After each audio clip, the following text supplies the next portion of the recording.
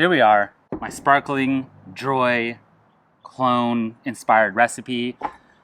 This is from, I think, the third time I tried to use the claw hammer system. I think it was the third. Might have been the second. I think it was the second time, actually. And I want to do a beer that was inspired by a beer company. They did a lager with agave. This is the result of that. I took my own liberties with it a little bit. I put a little more agave than they did. But regardless, I'll put that recipe in the description below so everyone can see that. Basically, it was just 2-row, a little bit of honey malts. They used Magnum for their bittering. I used something else. I can't remember. Sabro, I think it was. And here we are. I kind of let it lager for like a good month. Fermented it with a 10. And yeah, let's give it a go here. I imagine this should be pretty clear because I did let it sit cold after the bottle conditioned for, like I said, like a while. So it's very clear, or clear-ish. And let's give it a smell here. So start with that. Smells pretty good, clean. Maybe a slight sweetness in the smell. I think it fermented out pretty good though. Tastes pretty good too. There is a ever so slight little chemical taste to this. It's so minor, and honestly, it's so minor I might be making it up.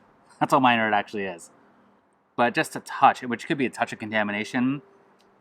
But again, I don't know. It could be a hair astringent. I mean, that could be what that is. Something there, just a tiny bit. But very similar to the one that the Brewer guys made. There's a hair cleaner tasting. Smell is very similar though. This is still crisp. It's dry. The bitterness level is great. I think it's going for like 30 IBUs, somewhere in that range. What's really has a nice dry crispness to it, which I really like. Very crushable, very easy drinking. And whatever that off flavor is, which might not be an off flavor, completely does not detract at all from the enjoyment of this. I would love to try this again with the Magnum hops, because everything else was about the same on a recipe. But I think that Magnum hop might have just driven home that sort of authentic sort of German Pilsner. They won a silver with that at the LA, I think some LA beer competition.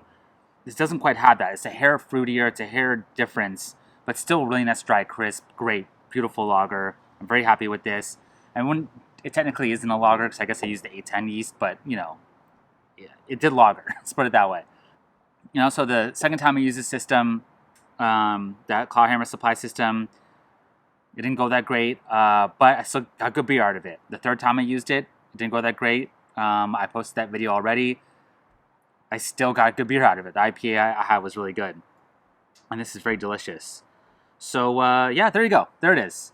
So, stay tuned for more and all that stuff. I did do another brew day with the claw hammer. That's my fourth one. That should be coming soon.